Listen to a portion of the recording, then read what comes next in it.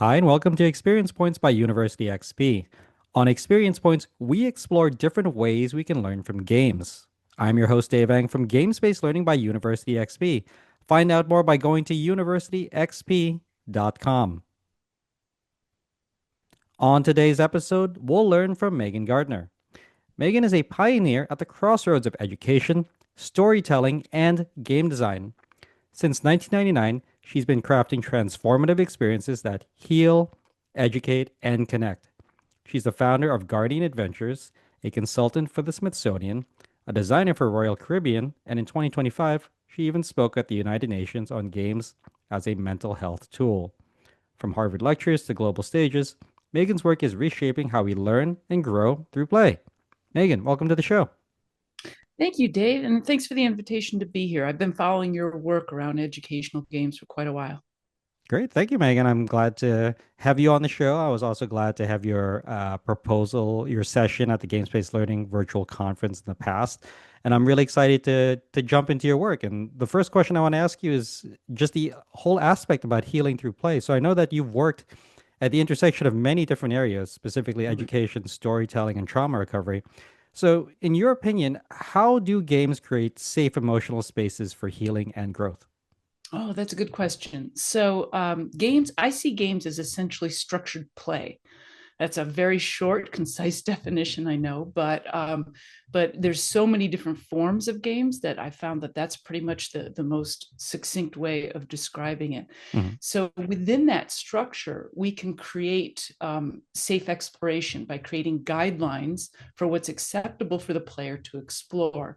And then in those guidelines, of course, there are ways for them to withdraw from the experience if it becomes overwhelming. Mhm. Particularly in role playing games, we have the power of something called alibi, which is when I am role playing a character, I actually dare to say and do things that Megan, would not dare to say and do. Mhm. And that's pretty exciting when you're exploring healing or cultural bridge building or other challenging topics, because it's really fascinating what when I lean into that alibi. Mhm. I am literally exploring feelings that I may not be prepared to explore because I can blame it on my character. Mhm. I can withdraw at any moment and I can go in a different direction. But if anyone challenges me, I simply say, well, that's my character. And Mhm. so, because of that, it makes a space for me more willing to step outside my comfort zone. And then the structure creates a space so that if I'm a little bit too far outside my comfort zone, I have a way to bring it back closer to it. Right. Thanks, Megan. These are one of those aspects that I think about regularly with games. This whole aspect that, like you said it before, with structured play. When we're playing a game, we are playing usually as someone other than ourselves. My question, though, is I feel like with games and with a lot of players in general, we're generally comfortable with the fact that, okay, it's a game. We're playing as someone who's not ourselves. But when you use it for, like therapeutic or applied use, do you ever run into any challenges where you kind of have to talk to your participant, your learner? Like this is a game, like you don't have to act the same way you would do in like the real world. You can do something different. How do you have that conversation with your players? Yeah, well, when we are really looking for a transformative experience, Hmm. then we there's an invitation, Hmm. and the invitation is very clear that we don't want you to be too far outside your comfort zone, but we Hmm. do ideally want at least 1 foot outside the comfort zone. Hmm. And so embracing a character can allow you to do that. There's a lot of warm-ups we can do. So we break up our games for a 20-minute game. Hmm. I will actually set aside a full hour Hmm. because we workshop it in advance. We do what's called a session zero, which is Hmm. setting up all your safety mechanics. And then we have time afterwards for our debrief, which is to kind of de-roll and talk about what your character did in the third person so Hmm. that you can it can help process because this is my little stump I'm going to get on for a moment. People think that games are educational, and a really well designed game can be kind of educational. Hmm. It's the debrief afterwards, where Hmm. all the processing and the comprehension and the application is Hmm. at power and at work. And so I go to conferences on occasion, and it hurts my teeth because Hmm. I really want to stick up my hand and go, y'all are expecting games to work miracles when you're not talking about the debrief or the framing of the game. Hmm. So my big mantra is frame your game. Make sure that you are doing the workshop ahead of time, having the game experience, and then having the debrief afterwards, so that you can then create not just a safe experience, but a transformative experience. Right. Well, thank you, Megan. I know that that's an aspect that I really talk about myself, specifically like with the debrief and not exclusively relying on the game as a teaching tool, but rather as a another form of media that you would use in a learning environment, but also situating it, contextualizing it, and I think also discussing it afterwards is very important.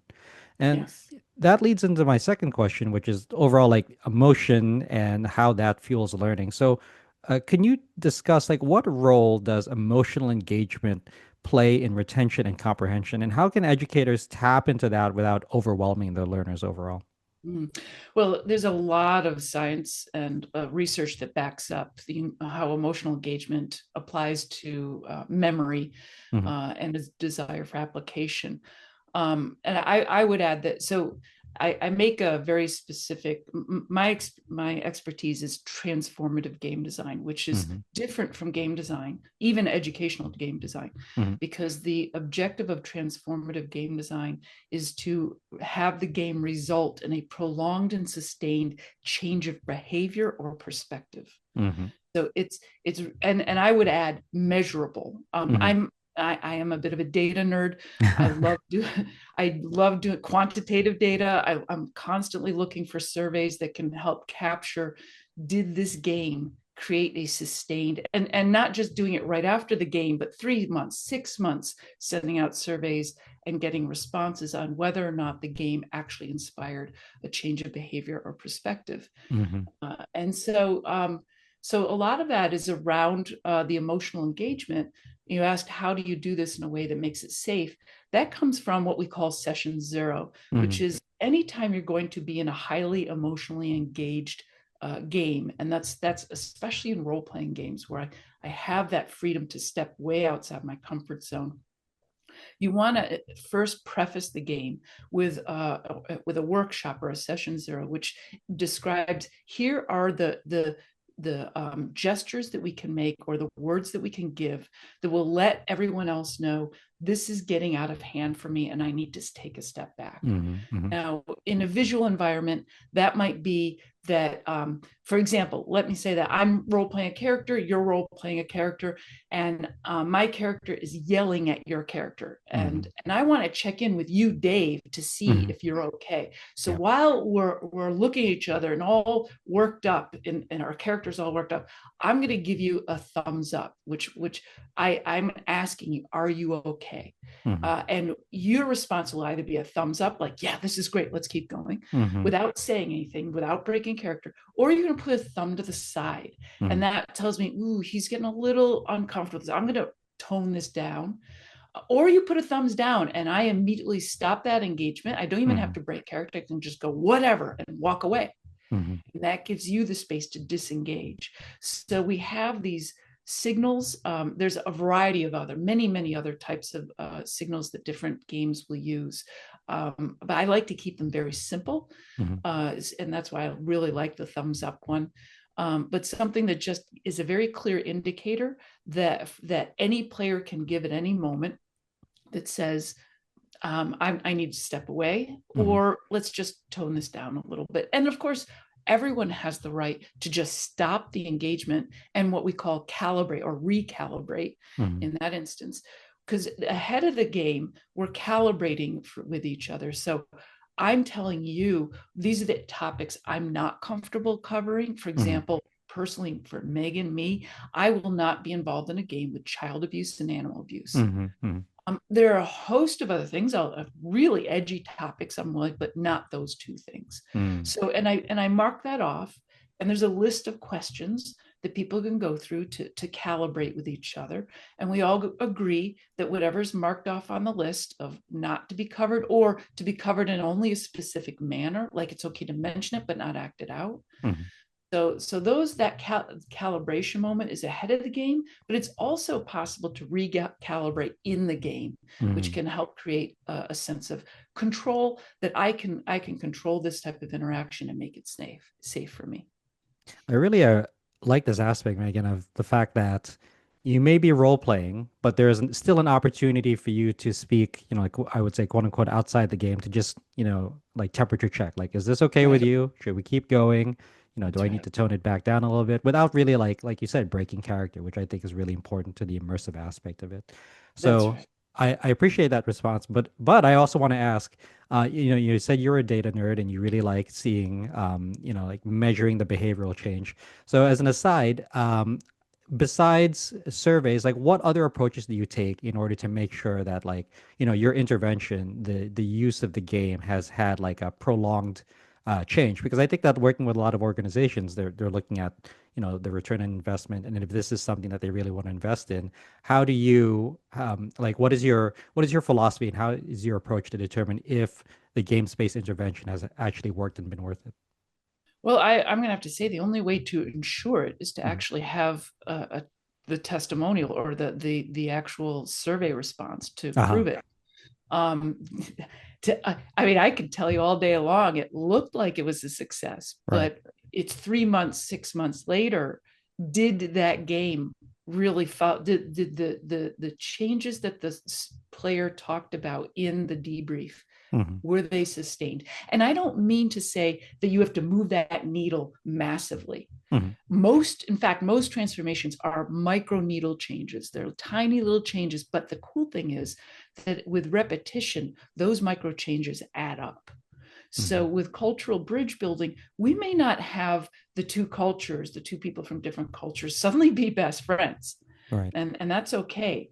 But if we've moved the needle enough that they're now listening to each other instead of fighting each other, Hmm. they're now pushing the pause button on their judgment to hear the other person out. We've made a really big change. Hmm. And that may come the third time they play the game or the fourth time, Right. but that repetition, going back and revisiting the topic from different angles, Hmm. but allowing them the opportunity to connect with each other and look for those moments where there's a sustained change of at least a small amount of a shift in perspective. Hmm. And varying people, different people have varying degrees of openness to change. Some people are less open to change, and other Hmm. people are much more open to it. And so you're going to get more of those micro needle changes on the people who are less open to change, Hmm. and you're going to get much bigger needle changes movement on the people who are open to change. Right. And I think that from a macro perspective, that's very important to consider and to measure. But my third and last question here, and something that I think would be really impactful for the listeners, is that like overall breakthroughs in stories. So, is there a moment when a participant in one of your programs had a breakthrough experience through a game or story? Because I think it's important to look at the experience from a macro level, but from an individual perspective, is there any individual participant that had that breakthrough experience?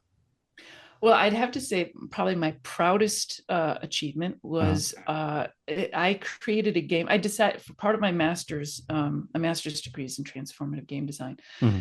And one of the games I designed, I decided to choose the most difficult topic I could possibly choose for a game to tackle Hmm. and looking for change of behavior, which was to inspire ages 20 to 30-year-olds to talk about end of life directives with their parents or their loved ones. Hmm. Now, considering that 20 to 30 something year olds don't talk about end of life directives, Hmm. if you would take a group of them, put them in the room and ask them how many have done that, you might get one person who's raised a hand, and it's usually because the parent brought it up. Hmm. So I created a game that a nano LARP, a very Hmm. short live action role playing game, Hmm. ran it in 1 hour, ran it for two different groups. And it was there was is a little wider demographic, but I was really trying to capture the 20 to 30-year-olds. And in the survey responses after the game was very emotional. Hmm. I got, in fact, at the end, there was one gentleman who said that he got more out of 10 minutes in my game than he did out of 3 months of therapy, Mm, talking hmm. about the death of his dad. That Right. was pretty profound. But in the end, I sent out the surveys. So what I was looking for was, did the game actually succeed in getting them to talk to their loved ones Mm, about their end of life, about end of life directives? hmm. Um, and 20 respondents sent back responses. 18 of them had end of life discussions with their loved ones. Hmm. That's Hmm. way beyond what I Right. expect. I was hoping for 25% Yeah, yeah, yeah. because it's such a tough time. 18 out of 20. Now, here's the coolest thing, though, Dave. It wasn't necessarily playing the game gave them the sense of urgency. But what caused them to actually have that discussion was the game itself became the alibi. They went to talk to their loved ones and they said, "You're not going to believe this crazy game I played." Hmm. And they go on to talk about how they had to role play a character who had to make this really difficult decision about unplugging their mom from life support. And so they went to the loved ones and they're talking like, and I had to do this, and I had to make, and I had to role play this character. And then inevitably, if they're talking to their parents, the parents go, "So what did you decide?" Hmm. And they're like, "No, no, no, I was playing a character." But then what that does is it opens the door to a discussion, because the parents will often then go, "So, well, just so you know, this is what I would want." Hmm. And they end up having that. So they didn't have to sit down with their parents and go, "Let's talk about you dying." Hmm. They were instead able to talk about a game they played. Right. Game becomes the inspiration for the discussion, which ends up causing the transformative impact of, yes, they had an end of life. So now there's 18 people, and the remaining two said they Hmm. plan on doing it within 3 months. Mm. Wow. That's a really So powerful story, Megan. it was I was so pleased with it. So and it was just, it's such a clear binary result. Did you have the discussion? Did you not have the discussion? Right. 18 out of 20 did. And it's very difficult. I mean, talking, especially for, you said the target demographic was 20 to 30-year-olds or 18 to Yes. 20-year-olds? 13 to 20 to 30-year-olds, Uh-huh. because their parents are beginning to age, Hmm. and it's really good to have this. I mean, so outside of my day job, I work in hospice. I volunteer in hospice, so Hmm. I sit with people who are actively dying, and I Hmm. see the toll it takes Hmm. on the family who have not had this discussion. And in fact, this game was inspired because a year and a half ago, I had to unplug my sister Hmm. from life support, and I had to sign off on the paperwork to do that. Hmm. And thankfully, I had the skill to help talk to her wife and to take her through the process and explain the options to her and talk to the medical staff, and everybody was on board Hmm. and on the decision. So it really was not that difficult, but I think not everybody has somebody who has this amount of years of experience working in what we call the death industry, uh, Hmm. and um, and to walk them through it.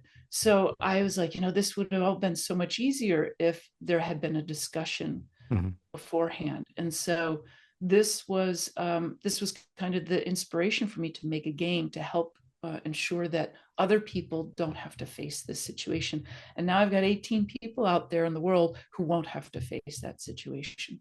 Exactly. Wow. Powerful and moving story, Megan. I appreciate that. I think that when I was reading about this in the past, just about having these kind of conversations with your parents and end of life care, one of the quotations that kind of stuck with me was, like if you're speaking to a loved one that happens to be on life support and you're not exactly sure if they have the cognition to see and hear you, is just using the phrase like, like, I love you, I forgive you, and some aspect of like, we'll be okay or it's okay to go. And I think that that was a really nice summary for me of the fact that like, someone that you love dearly, someone who means a lot to you, it's time for them to pass. And that transition can be difficult and you don't really know what it's like from their perspective. But I think being able to articulate it from your perspective is just as important. Yeah. Yeah. Yeah. It's a tough topic. So of course for my second game, I Mhm. chose shame. It's like, what the heck? Let's go and do another tough I topic. know, yeah. What was the name of the game, your Nano LARP about end of life directives? So that's called Dying Debate. I see. And yeah, and if people want it, they can reach out to me. I'll give you my contact information at the end, Hmm. and I can send it to them. It's like just a few pages long. Hmm. The LARP itself is 20 minutes, but I really encourage everyone to go through the proper framing because it is an emotionally challenging game to play, Hmm. and the debrief is what makes it work because I explain to people in the debrief. So one thing that's important, a little important tidbit is don't surprise your players Hmm. with something, but frame them ahead of time. Say this is what we're going to cover, Hmm. and this is what you may feel like, and this is what may happen. And then at the end, we're going to have a debrief and we're going to talk about this. And so I lay it all out ahead of time. So there's Hmm. no surprises. Trust me, it's going to be emotional enough. They don't need surprises. Hmm. So in the end, I tell them, okay, the way to talk to your loved ones about end of life experience is to blame the game. So I'm Hmm. talking about framing the game. Now I'm talking about blame the game. You're just going to go and you're going to talk to them and say, you're not going to believe this game I played. Right. And then describe it to them and and and just nudge it. If it doesn't happen naturally, just give it a little nudge and it will open up a discussion. Mm. Right. The Thank you, games have Megan. the ability, it's amazing. Games have such an ability to open up discussion where nothing else can. Right. Yeah, I think that overall they're transformative and powerful experiences, specifically for the different difficult aspects that you shared with us today. So I appreciate it. So Megan, thanks for joining us today. Where can people go to find out more about you and your work online? Well, they can go over to my website, which Hmm. is guardup.com, guardup.com. Hmm. And they can also find me on LinkedIn, linkedin.com/in/guardup. All right. Thank you, Megan. I will also include all those links in the description or show notes. So thanks for joining us. Excellent. Thank you. I hope you found this episode useful. If you'd like to learn more, then a great place to start is with my free course on gamification. You can sign up for it at universityxp.com/gamification. You can also get a full transcript of this episode, including links to references in the description or show notes. So thanks for joining us. Again, I'm your host, Dave Ang from Gamespace Learning by University XP. On Experience Points, we explore different ways we can learn from games. So if you like this episode, please consider commenting, sharing, and subscribing. Subscribing is absolutely free and ensures that you'll get the next episode of Experience Points delivered directly to you. I'd also love it if you took some time to rate the show. We live to lift others with learning, so if you found this episode useful, consider sharing it with someone who could also benefit. Also, make sure to visit University XP online at universityxp.com. University XP is also on Twitter and Blue Skies University XP, and on Facebook and LinkedIn as University XP. Also, feel free to email me anytime. My email address is dave@universityxp.com. Game on.